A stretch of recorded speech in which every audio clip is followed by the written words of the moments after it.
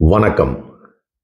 இன்னைக்கு நாம இந்த பார்ட் 2 வீடியோல critical analysis and comparative study BNS versus IPC part 2 பார்க்க போறோம்.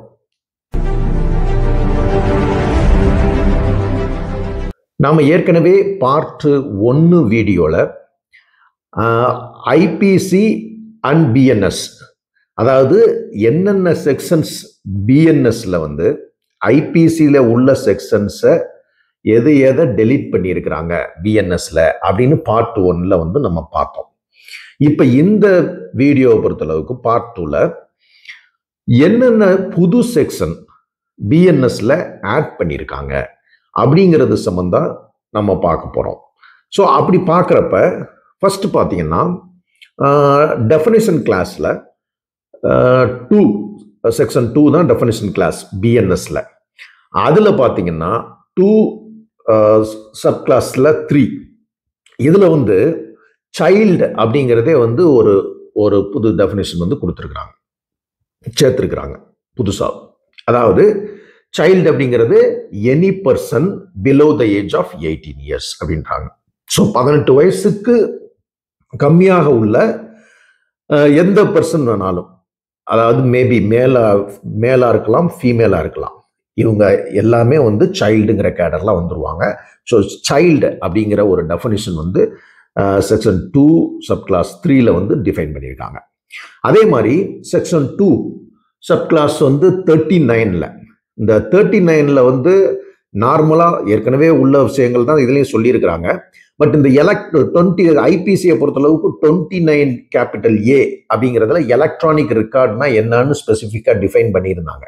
இப்போ வந்து அதெல்லாம் எடுத்துட்டு எல்லாமே வந்து ஜென்ரலா கொண்டு வந்துட்டாங்க. பிகாஸ் எலக்ட்ரானிக் இது சம்பந்தமா தான் வந்து எல்லா பிஎன்எஸ்எஸ்லயும் வந்து ஸ்பெசிஃபிக்கா என்னென்ன அப்படிங்கிறது எல்லாமே டிஃபைன் பண்ணியிருக்கனால அந்த ஐபிசியில் உள்ள 29 கேபிட்டல் ஏ எலக்ட்ரானிக் ரெக்கார்ட்னா என்னங்கிற விஷயங்கள்ட்ட எடுத்துட்டாங்க. இந்த செக்ஷன் 2 சப் கிளாஸ் 39ல வேர்ட்ஸ், அதாவது பிஎன்எஸ்ல டிஃபைன் பண்ணாத வேர்ட்ஸுகள்லாம் இருக்கு இல்லையா, அந்த வேர்ட்ஸுகள்லாம் என்னென்ன வந்து மேபி யூஸ் பண்ணியிருப்பாங்க நிறையா, அந்த வேர்ட்ஸுகள்லாம் எந்த இதுல இருந்து எடுத்துக்கணும் அப்படின்னு பார்த்தீங்கன்னா பிஎன்எஸ்எஸ்ல உள்ள வேர்ட்ஸ்ல டிஃபைன் பண்ணியிருந்தாங்கன்னா அங்க உள்ளதையோ சாராம்சத்தையோ, அல்லது இன்ஃபர்மேஷன் டெக்னாலஜி ஆக்ட் அதுல டிஃபைன் பண்ணியிருக்காங்கன்னா அதுல உள்ள சாராம்சத்தையும் வந்து எடுத்து பிஎன்எஸ்ல யூஸ் பண்ணிக்கங்க அப்படின்னு சொல்லி இந்த செக்ஷன் 2 சப் கிளாஸ் 39ல வந்து சொல்லிடுறாங்க.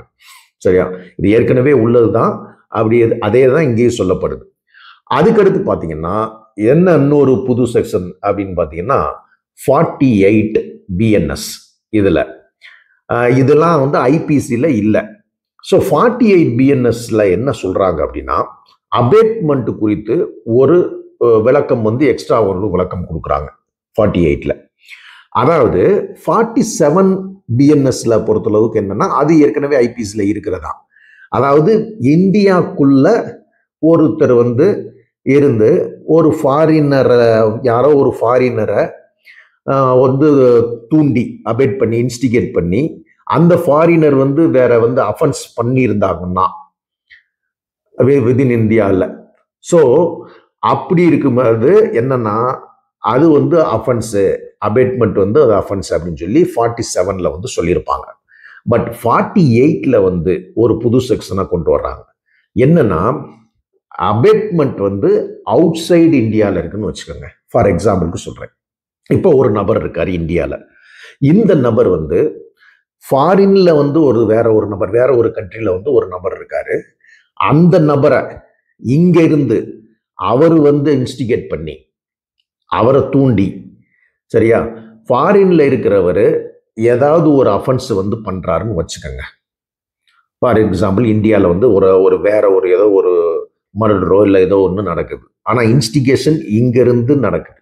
ஸோ அப்ப அவரு இங்க இருக்காரு, பட் பர்சன் எங்க இருக்காரு அப்படிங்கிறது பாத்தீங்கன்னா அவுட் சைடு இந்தியால இருக்கிறார். அவர் வந்து அஃபென்ஸ் பண்றாரு யாருடைய இன்ஸ்டிகேஷன்ல, இந்தியால இருக்கும் நபரால. ஸோ அப்படி இருக்கும் பட்சத்துல இதுவும் அஃபென்ஸ் தான்.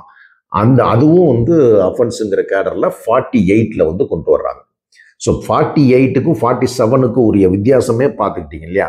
47 வந்து இன்சைடு இந்தியா, அங்க இருக்கிற நபர் இருக்காரு, ஒரு நபர், அவர் வந்து இன்னொருத்தர் நபரை வந்து தூண்டுறாரு, தூண்டி அந்த நபர் வந்து வேற ஒரு அவர் ஃபாரினரா கூட இருக்கலாம், அவர் வந்து ஒரு அஃபென்ஸ் வந்து வெளியே பண்றாரு வைக்கிறாருன்னு வச்சுக்கோங்களேன், அது வந்து 47.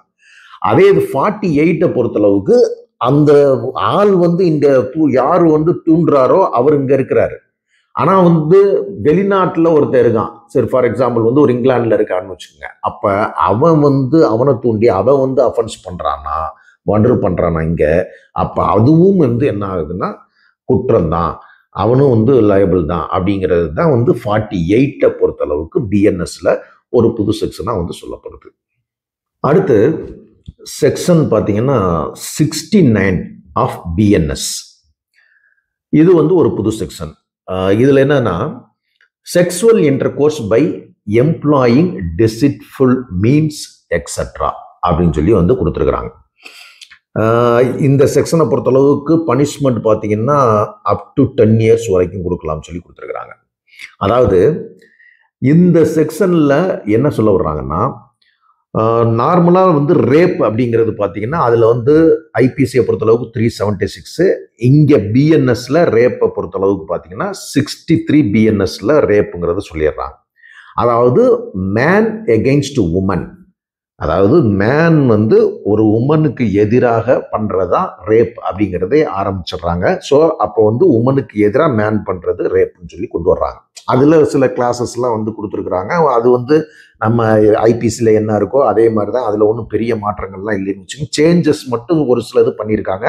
அது வந்து பின்னாடி வரும் வீடியோவில் நான் வந்து சொல்கிறேன் என்ன சேஞ்ச் வந்து அந்த ரேப்பில் வந்து பண்ணியிருக்காங்க அப்படின்னு சொல்லி. பட் இது வந்து இந்த 69 பொறுத்தளவுக்கு இது வந்து ஒரு புது செக்ஷன். ஸோ திருப்பி சொல்லிடுறேன், sexual intercourse by employing deceitful means etcetera அப்படின்னு சொல்லி கொடுத்துட்றாங்க. இதில் ஒரு கான்ட்ரவர்சி இருக்கு. பட் இது வந்து இன்னும் போக போக வந்து சுப்ரீம் கோர்ட் வரைக்கும் இந்த செக்ஷன்ல கேஸ் போனால் அதுக்கு வந்து ஒரு மேபி ஒரு கிளாரிட்டி கிடைக்கலாம். ஏன் அப்படின்னா இந்த செக்ஷன்ல வந்து பார்த்தீங்கன்னா ஹூ எவர் அப்படின்னு சொல்லி வந்து ஆரம்பிக்கிறாங்க. அப்போ ரேப்ல வந்து மேன் எகென்ஸ்ட் உமன் எடுத்தோன்னே சொல்லிடுறாங்க. இங்க வந்து பார்த்தீங்கன்னா ஹூ எவர்னு ஆரம்பிக்குது. அப்போ என்ன அப்படின்னா என்ன இந்த செக்ஷன்ல முக்கியமான வந்து விஷயம் என்ன சொல்ல வர்றாங்கன்னா, இப்போ ஃபார் எக்ஸாம்பிளுக்கு ஒரு பொண்ணு வேலை பார்க்குது ஒரு ஆர்கனைசேஷன்ல, அந்த பொண்ணுக்கு ப்ரொமோஷன் நான் வந்து கொடுக்குறேன் அப்படின்னு சொல்லிட்டோ, இல்லை ஒரு பொண்ணு வந்து வேலை தேடி வருது, ஒரு மேனேஜர் இருக்காரு, நான் உனக்கு வந்து வேலை நான் போட்டு கொடுக்குறேன் அப்படின்னு சொல்லியோ, ஸோ அவங்கள அது மாதிரி சொல்லி மிஸ்யூஸ் பண்ணி இன்டியூஸ் பண்ணி அல்லது ஃபால்ஸா ப்ராமிஸ் கொடுத்து அவங்கள வந்து என்னன்னா செக்ஸுவல் இன்டர்கோர்ஸ்க்கு வந்து வச்சுக்கிறது. ஸோ இது வந்து ஒரு குற்றம். ஏன்னா இப்போ மெயினாக வந்து அவங்கள ஏமாற்றி ஒரு ஃபால்ஸாக ஒரு ப்ராமிஸ் கொடுத்து வேலை கொடுக்குறேன் இல்லை ப்ரமோஷன் கொடுக்குறேன் அப்படின்லாம் சொல்லி, அல்லது ஒருத்தருடைய ஐடென்டிட்டியை மறைச்சு suppressing the identity. For example marital status வந்து மேரேஜ் ஆகிருப்பாங்க வச்சுருப்பாங்க, அதெல்லாம் அவங்க மறைச்சிட்டு அவங்களுக்கு வந்து ஒரு ஃபால்ஸாக வந்து சொல்கிறது. ஸோ இப்படிலாம் வந்து இதை பெரும்பாலும் பார்த்தீங்கன்னா இந்த வேலை பார்க்குற, அதனால தான் எம்ப்ளாய்மெண்ட்னு அதை இதே ஆரம்பிக்குது, செக்ஸுவல் இன்டர்கோர்ஸ் பை எம்ப்ளாயிங் டிசிட்ஃபுல் மீன்ஸ்னு. அதாவது இந்த வேலை பார்க்குற இடங்கள்ல இந்த மாதிரி செக்ஸுவல் நீட்ஸை சாட்டிஸ்ஃபை பண்ணிட்டு அதன் மூலமாக வந்து ப்ரமோஷனோ இல்லை வந்து எம்ப்ளாய்மெண்ட் கொடுக்குறோம்னு சொல்லி செக்ஸுவல் நீட்ஸை சாட்டிஸ்ஃபை பண்ணுறாங்க இல்லையா, ஃபால்ஸா வந்து இது பண்ணிட்டு, அந்த மாதிரி குற்றங்களுக்காகத்தான் இந்த செக்ஷனே வந்து உருவாக்கியிருக்காங்க. சரி, இப்ப ஆனா இது வந்து இட்ஸ் நாட் அமௌண்டிங் டு ரேப்பா இருக்கும், ரேப்பு கீழே வரக்கூடாது, பட் அதர் தேன் கேட்டகரியில இது எல்லாமே வந்து வருது. சரி, இப்ப இதுல இன்னொரு விஷயம் வந்து பார்க்க வேண்டியது இருக்கு. அதாவது இப்ப ஒரு மேனேஜர் வந்து உமனா இருக்காங்கன்னு வச்சுக்கோங்க, மேன் வந்து வேலைக்கு வர்றாரு ஃபார் எக்ஸாம்பிள், அவர் வந்து ஒரு ப்ரொமோஷன் வந்து இது பண்றாரு. இப்போ உமனுடைய செக்ஸுவல் அர்ஜை சாட்டிஸ்ஃபை பண்றதுக்கு மேன் வந்து அவருக்கு நான் வேலை வாய்ப்பு வந்து உனக்கு வந்து கொடுக்குறேன், இல்லை வந்து ப்ரொமோஷன் கொடுக்குறேன் அப்படின்னு சொல்லி ஒரு வேலை இந்த மாதிரியான இது வந்து குற்றமா, இந்த செக்ஷன் கீழே வருமா அப்படிங்கிறது வந்து ஒரு கொஸ்டினபிள். இது வந்து ஏன்னா அவங்க கொடுத்துருக்கிறத வச்சு பார்த்தோம்னா பெரும்பாலும் இதை மீன் பண்றது அவங்க கொடுத்துருக்கிறத வச்சு இந்த செக்ஷன்ல பார்த்தோம்னா உமனுக்கு எதிராக நடக்கும் குற்றங்களை தான் வந்து சொல்ல வர்றாங்க. பட் எடுத்தோடனே வார்த்தை வந்து ஹூஎவர் அப்படின்னு சொல்லி கொடுக்கறனால கொஞ்சம் little bit confusion. But it maybe maximum it's வந்து அஃபென்ஸ் அகெயின்ஸ்ட் உமன் தான். அதே மாதிரி ஒரு ப்ராமிஸ் பண்ணி உன்னை ஃபால்ஸா வந்து நான் மேரேஜ் பண்ணிக்கிறேன்னு சொல்லி ஒரு ப்ராமிஸ் பண்ணி அந்த மேரேஜை வந்து ஃபுல்ஃபில் பண்ணாம, சரியா, ஃபுல்ஃபில் பண்ணணுங்கிற நோக்கத்தோடய ப்ராமிஸ் பண்ணாம சொல்லி செக்ஸுவல் இன்டர்கோர்ஸ் வச்சுக்கிறாங்கன்னு வச்சுக்கோங்களேன் ஒரு உமன் கூட, தட் இஸ் ஆல்சோ அதுவும் இந்த இதில் வந்து வருது.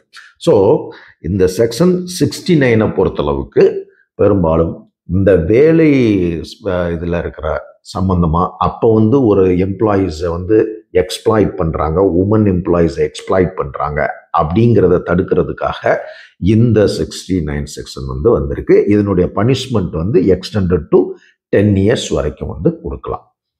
அடுத்து செக்ஷன் வந்து 95 BNS. இதுல என்ன சொல்லிடுறாங்கன்னா, hiring, employing or engaging a child to commit an offence. So ஒரு குழந்தைய வந்து ஹையர் பண்ணி வேலைக்கு எடுக்கிற மாதிரி எடுத்து வேலை, அதே மாதிரி வந்து அந்த குழந்தையை என்கேஜ் பண்ணி செய்யப்படும் குற்றங்கள். ஃபார் எக்ஸாம்பிள் சொல்கிறேன், இப்போ ஒரு குழந்தைய வந்து அவங்க என்கேஜ் பண்ணி ஒரு தெஃப்ட் பண்ணுறாங்கன்னு வச்சுக்கோங்க. அந்த குழந்தை போய் தெஃப்ட் பண்ணுறது, பட் அவங்க வந்து யார்கிட்ட வந்து வேலை பார்க்குறாங்கன்னா அந்த யாரோ ஒரு நபர். ஸோ ஹூஎவர், அப்போ ஹூஎவருங்கிறப்ப யாரு வேணாலும் அது தப்பு தான். அந்த குழந்தைய மிஸ்யூஸ் பண்ணி, அந்த குழந்தையை யூஸ் பண்ணி, அந்த குழந்தையை என்கேஜ் பண்ணி எந்த ஒரு குற்றமும் செய்தால், ஃபார் எக்ஸாம்பிள் என்ன குற்றம், ராபரியா இருக்கலாம், தெஃப்டா இருக்கலாம், மர்டரா இருக்கலாம், செக்ஸுவல் எக்ஸ்ப்ளாய்டேஷனா இருக்கலாம், இது மாதிரி, இல்லை போர்னோ வந்து இருக்கலாம், அதாவது செக்ஸுவல் இதை வந்து எக்ஸ்பிளிசிட் பண்ற மாதிரி வந்து விஷயங்களா இருக்கலாம். இது எல்லாமே குற்றங்கள். இந்த குற்றங்களை செய்வதற்கு குழந்தைகளை வந்து பயன்படுத்துறது, என்கேஜ் பண்றது, அவங்க அப்படி பண்றாங்கன்னா, யார் அப்படி குழந்தைகளை பண்றாங்களோ, என்கேஜ் பண்றாங்களோ, ஹையர் பண்றாங்களோ அவங்களுக்கு பனிஷ்மெண்ட் உண்டு. அதுதான் இந்த செக்ஷன்ல சொல்லப்படுது. அது வந்து குறைந்தபட்சம் வந்து 3 வருஷத்திலிருந்து அதிகபட்சமாக 10 வருடங்கள் வந்து சிறை தண்டனை கொடுக்கலாம். அதோடு சேர்த்து ஃபைனும் வந்து போடலாம். அப்படிங்கிறது தான் இந்த செக்ஷன் வந்து 95 BNSல புதுசா சொல்லப்பட்டிருக்கு. அடுத்து 106 ஆஃப் BNS, அதாவது ration or negligent caused to the death. அது ஐபிஎஸ்சியை பொறுத்தளவுக்கு பார்த்தீங்கன்னா அந்த 304A இருக்கும். இதுல வந்து 106 சப் கிளாஸ் 2 இது வந்து புதுசா வந்து இந்த BNSல கொண்டு வந்திருக்காங்க. அது என்னன்னா ஹிட் அண்ட் ரன் கேஸ். இப்போ ஃபார் எக்ஸாம்பிள் வந்து ஒரு ரோட்ல யாரோ ஒருத்தர் நடந்து போறாரு, இல்லாட்டி ஏதோ ஒரு வண்டி போகுது, அதை வந்து காரோ இல்லை ஏதோ சம்திங் வெஹிக்கிள் வந்து இடிச்சுட்டு நிற்காம ரிப்போர்ட் பண்ணாம போலீஸுக்கு எந்த தகவலும் சொல்லாம போயிடுறாங்கன்னு வச்சுக்கோங்க, ஹிட் அண்ட் ரன். அது மாதிரியான வழக்குகள் இருக்கு இல்லையா, ஹைவேல வந்து இது மாதிரி நிறைய கூட நடக்குது. யாரு மோதுனாங்கன்னே தெரியாம போயிடும். ஸோ அந்த மாதிரி போனாங்கன்னா அந்த டிரைவர் நெக்லிஜென்ட்டா நடந்துகிட்டவங்களுக்கு என்னன்னா 106 சப் கிளாஸ் 2 பொறுத்தளவுக்கு பனிஷ்மெண்ட் வந்து கொடுக்குறாங்க. அது வந்து எக்ஸ்டெண்டட் டு வந்து 10 years வரைக்கும் கூட வந்து கொடுக்கலாம்ங்கிற மாதிரி வந்து இருக்கு. ஸோ அது வந்து இப்ப என்னன்னா, இப்ப இருக்கிற இந்த BNSல பொறுத்தளவுக்கு அமுலுக்கு வரல. பிகாஸ் வந்து இதை எதிர்த்து டிரைவர்ஸ்லாம் நிறைய வந்து போராட்டங்கள்ல அது இதுன்னு பண்ணனால இப்போ வந்து இந்த 106 சப் கிளாஸ் 2 BNS வந்து சட்டம், அது வந்து செக்ஷன் வந்து அமுலுக்கு வரவில்லை. ஸோ நடைமுறையில் இல்லை. அதனால அது சம்பந்தமா அப்போ வந்து நம்ம அதை வந்து விட்டுறலாம். அடுத்து BNSல 111 இந்த செக்ஷன், இது ஒரு முக்கியமான செக்ஷன் தான். அதாவது ஆர்கனைஸ்டு கிரைம் அப்படிங்கிறாங்க. Organised crime is an offence அப்படின்னு சொல்லிடுறாங்க. அப்போ ஆர்கனைஸ்டு கிரைம்னா என்ன அப்படிங்கிறத பார்க்கணும். இப்போ இது இந்த செக்ஷன் முக்கியமாக மெயினாக டார்கெட் பண்ணுறது யார் அப்படின்னா, ஃபார் எக்ஸாம்பிள் ரிப்பீட்டடாக பண்ணுறவங்க ஒன்று, அண்ட் ஆல்சோ அதாவது கண்டினியூவா அன்லாஃபுல் ஆக்டிவிட்டியில் இன்வால்வ் ஆகுறவங்க. இப்போ for example group of syndicate members மாதிரி அமைச்சுக்கிட்டு ஒரு குரூப்பாக செயல்படுவாங்க, பார்த்துருப்பீங்க. இந்த குரூப்புன்னு சொல்லிட்டு வந்து குரூப்பாக செயல்பட்டு கிரைம் பண்ணுறவங்க, அதுவும் தொடர்ச்சியாக பண்ணுறவங்க. ஸோ அதனால அவங்கள டார்கெட் பண்ணி தான் இந்த இந்த செக்ஷனை வந்து கொண்டு வந்திருக்காங்க. ஸோ இதில் முக்கியமாக சொல்றது வந்து 2 வார்த்தைகள் வந்து முக்கியமாக பயன்படுத்தப்படுது. அதாவது ஆர்கனைஸ்டு கிரைம் சிண்டிகேட் அப்படிங்கிற ஒரு வார்த்தையும் கண்டினியூவிங் அன்லாஃபுல் ஆக்டிவிட்டி, இந்த 2 வார்த்தையும் முக்கியம். ஸோ கண்டினியூவிங் அன்லாஃபுல் ஆக்டிவிட்டினா என்ன அப்படின்னு பார்த்தீங்கன்னா, இப்போ தொடர்ச்சியாக ஒரு தெஃப்ட், ஒரு ராபரி, தொடர்ச்சியாக ஒரு கொலை வந்து செய்கிறது, தொடர்ச்சியாக வந்து ஃபார் எக்ஸாம்பிள் வந்து இல்லிசிட் குட்ஸஸ் அண்ட் சர்வீசஸ்லாம் வந்து பண்ணுறது, தொடர்ச்சியாக வந்து பெண்களை பயன்படுத்தி ப்ராஸ்டியூஷனில் வந்து ஈடுபடுறது. ஸோ அதே மாதிரி தொடர்ச்சியாக லேண்ட் கிராபிங்கில் வந்து இன்வால்வ் ஆகிறது, தொடர்ச்சியாக எக்கனாமிக் அஃபென்சஸ் பண்ணுறது, இந்த மாதிரியாக கண்டினியூவிங் அன்லாஃபுல் ஆக்டிவிட்டியில் தொடர்ச்சியாக இன்வால்வ் ஆகிட்டு இருக்காங்க இல்லையா. இது ஒரு முக்கியமான பாயிண்ட். அடுத்து இன்னொரு வேர்டு என்ன சொன்னா, organised crime syndicate. Organised crime சிண்டிகேட்டுங்கிறது அதான் சொல்றேன், அந்த குரூப் ஆஃப் பர்சன்ஸ் வந்து ஒரு ஃபார்ம் பண்ணி இவங்களுக்கு ஒரு நெட்வொர்க் வந்து எல்லா இடத்துலையும் வந்து இருக்கும். ஸோ அவங்க ஃபுல்லாக வந்து என்ன பண்ணுவாங்கன்னா, தொடர்ச்சியாக இந்த நெட்வொர்க்கை வச்சுக்கிட்டு எல்லா இடங்கள்லையும் குற்றங்கள் வந்து செய்வாங்க. ஸோ இவங்களையெல்லாம் வந்து பனிஷ் பண்ணுறதுக்கு என்ன, அதுக்காக கொண்டு வந்தது தான் இந்த ஆர்கனைஸ்டு கிரைம் அப்படிங்கிறது. பிஎன்எஸ்ல புதுசாக செக்ஷன் வந்து 111 வந்து சொல்லப்படுது. சரி, ஸோ இப்போ இதில் வந்து என்ன பனிஷ்மெண்ட் அப்படின்னு பார்த்தீங்கன்னா, சப்போஸ் இந்த ஆர்கனைஸ்டு கிரைம் மூலமாக ஒரு டெத்து நடக்குது, ஏன்னா ஒரு கொலை வந்து இதாக இருக்குது அப்படிங்கிற பட்சத்தில் டெத்து ஏற்படும்னா டெத் சென்டென்ஸ் வரைக்குமே இந்த வந்து அஃபண்டர்ஸ்க்கு வந்து கொடுக்கலாம் அப்படிங்கிறத சொல்லிடுறாங்க. அதே மாதிரி அதோடு சேர்த்து not less than 10 lakhs fine, அதாவது 10 lakhs அண்ட் அபோவ், அப்போ அந்த அளவுக்கு வந்து என்ன பண்ணலாம்னா ஃபைன் இம்போஸ் பண்ணலாம். இன்கேஸ் என்ன சொல்ல வரேன்னா, அது வந்து டெத்தாக ஆயிட்டாங்கன்னா, யாராவது வந்து கொலை செய்யப்பட்டாங்கன்னா அப்போ வந்து இந்த அளவுக்கு வந்து தண்டனை வந்து அதில் கொடுக்கப்படுது. ஸோ சப்போ கொலை இல்லை, மற்ற இதுக்கு என்ன அப்படின்னு பார்த்தீங்கன்னா, தண்டனை என்ன அப்படின்னு பார்த்தீங்கன்னா, இந்த ஆர்கனைஸ்டு கிரைமில் அதாவது லைஃப் இம்ப்ரிசன், அதாவது நாட் லெஸ் தென் 5 years, 5 yearsக்கு வந்து குறைவில்லாமை கொடுக்கணும். அதே சமயத்தில் லைஃப் இம்ப்ரிசன்மெண்ட் வரைக்கும் கூட கொடுக்கலாம். அதே மாதிரி ஃபைன் பார்த்தீங்கன்னா நாட் லெஸ் தென் 5 lakhs, அதாவது மினிமம் 5 lakhs அண்ட் அபோவ் வந்து மற்ற இதுக்கு வந்து ஃபைனாகவும் இம்போஸ் பண்ணலாம். ஸோ இது எல்லாமே வந்து என்னென்ன சொல்லியிருக்கேன், அந்த 2, அதாவது மெயின் வந்து கண்டினியூவிங் அன்லாஃபுல் ஆக்டிவிட்டி, அதுதான் வந்து இந்த ஆர்கனைஸ்டு கிரைம்ல வந்து வருது. சரி, இப்போ அதே மாதிரி இதுல இன்னொரு சப்செக்ஷன்லாம் வந்து கொண்டு வர்றாங்க. என்னன்னா, இந்த ஆர்கனைஸ்டு கிரைமை தொடர்ச்சியாக வந்து அபேட் பண்றவங்க, அதாவது வந்து கான்ஸ்பரசியில் இன்வால்வ் ஆகிறேன், அபேட்மெண்ட் தூண்டி விடுறவங்க, இந்த அதே மாதிரி falsification of organized crime. So இது எல்லாமே தூண்டுறது, அபேட் பண்றது, கான்ஸ்பரசியில் வந்து கூட்டு சதியில் இன்வால்வ் ஆகிருக்குன்னா அதுவும் தட் இஸ் ஆல்சோ, அதுவும் குற்றம் தான். அதுக்கு வந்து பனிஷ்மெண்ட் பார்த்தீங்கன்னா நாட் லெஸ் தென் 5 years, அது கண்டிப்பாக லைஃப் வரைக்கும் கொடுக்கலாம். ப்ளஸ் வந்து ஃபைனும் பார்த்தீங்கன்னா 5 lakhs வந்து கூட வந்து ஃபைன் வந்து இம்போஸ் பண்ணலாம் அப்படிங்கிறத சொல்லிடுறாங்க. சரி, இது வந்து அபேட்மெண்ட், இதை தூண்டுறதை பொறுத்தல, கான்ஸ்பிரசியை பொறுத்தளவு. நவ் இந்த ஆர்கனைஸ்டு கிரைம்ல, அதாவது இந்த ஆர்கனைஸ்டு கிரைம் சிண்டிகேட் சொல்றீங்களா, ஒரு குரூப் ஆஃப் பர்சன், இதுல மெம்பர்னு ப்ரூவ் பண்ணிட்டாலே, அதாவது membership in organised crime syndicate it self வந்து இட்ஸ் எ கிரைம் அப்படின்னு சொல்லி கொண்டு வர்றாங்க. ஸோ இதுலையும் பார்த்தீங்கன்னா punishment not less than 5 years, 5 years கம்மி இல்லாமல் இருக்கும். அமௌண்ட் வந்து பார்த்தீங்கன்னா ஃபைன் வந்து 5 lakhs வரைக்கும் வந்து அமௌண்ட் வந்து போடுவாங்க. சரி, அப்போ இது மட்டும்தான் குற்றமா அப்படின்னு பார்த்தீங்கன்னா, அடுத்து ஒரு சப்செக்ஷனில் என்ன கொண்டு வர்றாங்கன்னா, ஹார்பரிங் ஆர் கன்சீலிங் அஃபண்டர்ஸ். இந்த ஆர்கனைஸ்டு கிரைம் பண்றவங்கள அவங்களுக்கு புகலிடம் தந்தாலோ அல்லது அவங்கள வந்து மறைச்சு வச்சிருந்தாலோ அதுவும் என்னன்னா குற்றம் தான். ஸோ அது என்ன சொல்லிடுறாங்கன்னா, அவங்களுக்கு நாட் லெஸ் தென் 3 years வரைக்கும் பனிஷ்மெண்ட் உண்டு, அப் டு லைஃப் வரைக்கும் கொடுக்கலாம். அதே மாதிரி ஃபைன் வந்து 5 lakhs வரைக்கும் வந்து ஃபைன் வந்து போடலாம். இது வந்து அதில் அதுக்கப்புறமேட்டுக்கு பார்த்தீங்கன்னா இந்த இது ப்ராப்பர்ட்டி, ஃபார் எக்ஸாம்பிள் அந்த ஆர்கனைஸ்டு கிரைம் மூலமாக ஒரு ப்ராப்பர்ட்டியை, இப்போ ஃபார் லேண்ட் கிராபிங்லாம் இருக்குது அல்லது எக்கனாமிக் அஃபென்ஸ்லாம் இருக்குது. ஸோ இதுல எல்லாம் என்ன பண்ணுறாங்க, அந்த ப்ராப்பர் நிறைய பேர்த்தை ஏமாற்றி அதில் வந்து என்ன பண்ணுறாங்க, ப்ராப்பர்ட்டி வாங்குறாங்க. So possession of property from organized crime அதுவும் வந்து என்னன்னா வந்து குற்றம் தான் அப்படின்னு சொல்லிடுறாங்க. இதுக்கு வந்து not less than 3 years life வரைக்கும் கொடுக்கலாம். ஃபைன் வந்து 2 lakhs வரைக்கும் வந்து ஃபைன் வந்து கொடுக்கலாம். அதே மாதிரி இன்னொன்று அடுத்தடுத்து ஒரு கேட்டர்னு சொல்லிடுறாங்க, அன்அக்கௌண்டபிள் பொசஷன் ஆஃப் ப்ராப்பர்ட்டி.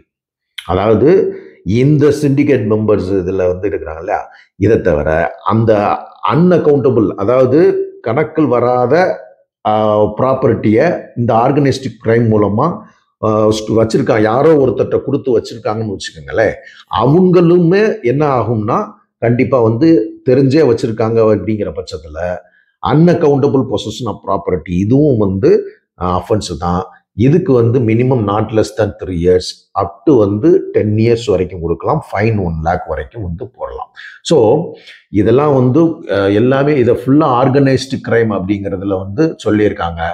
இதில் இந்த ஆர்கனைஸ்ட் கிரைம் சிண்டிகேட் மெம்பரில் வந்து எய்தர் அந்த மெம்பர் செஞ்சாலோ அல்லது அந்த மெம்பருக்காக on behalf of the member of the organised crime syndicate அவங்களும் இதில் வந்து குற்றவாளிகளாக தான் சேர்க்கப்படுவார்கள் அப்படிங்கிறதையும் சொல்லிடுறாங்க. ஸோ இந்த ஆர்கனைஸ்டு கிரைம் மூலமாக மெட்டீரியல் பெனிஃபிட்ஸ்னா மேபி ஃபைனான்சியலாகவும் இருக்கும், இன்க்ளூடிங் ஃபைனான்சியல் பெனிஃபிட்ஸ், இல்லை வேற அதர் தேன் ஃபைனான்சியல் வேற என்ன பெனிஃபிட்ஸ் வந்து கிடைச்சாலும் அது ஃபுல்லாகவே வந்து எய்தர் டைரக்டாவோ இன்டைரக்டாவோ கிடைச்சாலும் எல்லாமே வந்து குற்றம் தான் அப்படிங்கிறாங்க. ஸோ மெயினாக ஃபோக்கஸ்டாக சொல்ல வர்ற விஷயம் என்னன்னா, இதை எதுக்காக தடுக்கிறதுக்காகனா, இந்த தொடர்ச்சியாக கண்டினியூவாக ஒரே குற்றங்களில் ஈடுபடக்கூடிய நபர்களை தண்டிக்கும் விதமாகவும் அதை கட்டுப்படுத்தும் விதமாகவும் தான் இந்த ஆர்கனைஸ்டு கிரைம் BNS அப்படிங்கிற செக்ஷன் வந்து புதிதாக கொண்டு வரப்பட்டிருக்கு. அடுத்து BNSல செக்ஷன் 112 இது வந்து பார்த்தீங்கன்னா அந்த ஆர்கனைஸ்டு கிரைம் உடைய ஒரு மாற்று இது மாதிரி, அதாவது பெட்டி ஆர்கனைஸ்டு கிரைம் அப்படின்னு சொல்லி வந்து இந்த செக்ஷன்ல சொல்றாங்க. BNSல ஆர்கனைஸ்டு கிரைம்ல பெரும்பாலும் கொஞ்சம் வந்து பெரிய அஃபென்ஸ்களை பற்றி சொல்லியிருப்பாங்க. இதில் வந்து கொஞ்சம் அதுக்கு கம்மியான வந்து தண்டனையுடைய வழக்குகள்லாம் இருக்கு இல்லையா. ஃபார் எக்ஸாம்பிள் சொல்கிறேன், இப்போ இந்த ஆர்கனைஸ்டு கிரைமில் அதே தான் கண்டினியூவிங் அன்லாஃபுல் ஆக்டிவிட்டியில் இன்வால்வ் ஆகுறவங்க, ஃபார் எக்ஸாம்பிள் தெஃப்ட் பண்ணுறவங்க, ஸ்நாச்சிங்கு, அதுக்கப்புறமேட்டுக்கு அன்ஆத்தரைஸ்டு செல்லிங் ஆஃப் டிக்கெட்ஸு, அதே மாதிரி சப்போஸ் பப்ளிக் எக்ஸாமினேஷன் கொஸ்டின் பேப்பர்ஸ்லாம் லீக் பண்ணுறாங்க, அதை வெளியிடுறாங்க, அதை விற்கிறவங்க, அதே மாதிரி வந்து பார்த்தீங்கன்னா அன்ஆத்தரைஸ்டு பெட்டிங், கேம்லிங்கு அண்டு இதை போன்ற ஆக்ட், சிமிலர் ஆக்ட்னு கொடுத்துட்றாங்க. அப்போ இதை போன்ற மற்ற குற்றங்கள்லாம் இருக்கு இல்லையா, இது எல்லாமே வந்து தொடர்ச்சியாக கண்டினியூவாக செஞ்சுட்டு வர்றாங்க. அப்படிங்கிறப்ப அப்படி இருக்க குரூப்பில் அந்த மெம்பராக இருந்தாலோ, அந்த குரூப்பாக இருந்தாலோ, கேங்காக இருந்தாலோ, அதில் மெம்பராக இருக்கும் பட்சத்துலேயும், அதே மாதிரி குரூப்பாக சேர்ந்து செஞ்சாலோ அல்லது ஜாயிண்டாக எய்தர் ஜாயிண்ட்லி ஆர் சிங்கிளி அல்லது அந்த குரூப்பில் உள்ளவங்க தனியாக வந்து செஞ்சாலோ, இது எல்லாமே வந்து பெட்டி ஆர்கனைஸ்டு கிரைம் அப்படிங்கிறதுல வந்துடுது. ஸோ இதுக்கு வந்து பார்த்தீங்கன்னா தண்டனையை பொறுத்தளவுக்கு நாட் லெஸ் தென் 1 year, 1 yearக்கு மேலே கொடுப்பாங்க. 1 year and 1 yearக்கு மேலே கொடுப்பாங்க, நாட் லெஸ் தென் 1 year. அதே மாதிரி இது பார்த்தீங்கன்னா up to 7 years, extended to 7 years வரைக்கும் வந்து என்ன பண்ணலாம்னா தண்டனை வந்து கொடுக்கலாம். இது வந்து பெட்டி ஆர்கனைஸ்டு கிரைம். இது வந்து செக்ஷன் 112 ஆஃப் BNSல சொல்லப்பட்டிருக்கு. சரி, இப்போ நாம் இந்த வீடியோ பார்ட் 2 வீடியோவில் என்னென்ன புது செக்ஷன்ஸில் எத்தனையோ செக்ஷன்ஸ் வந்து நம்ம பார்த்துருக்கோம். இதனுடைய கண்டினியூட்டி பார்ட் 3 வீடியோவில் நாம் பார்ப்போம். அதுவரை